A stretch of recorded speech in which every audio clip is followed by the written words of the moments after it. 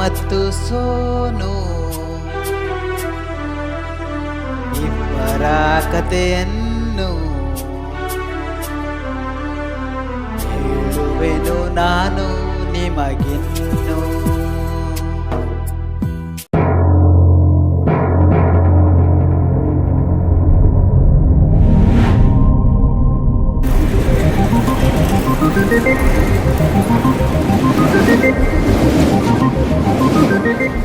ನಮಸ್ಕಾರ ಸ್ನೇಹಿತರೆ, ನಾನು ಜಾನು ಬೆಕ್ಕು.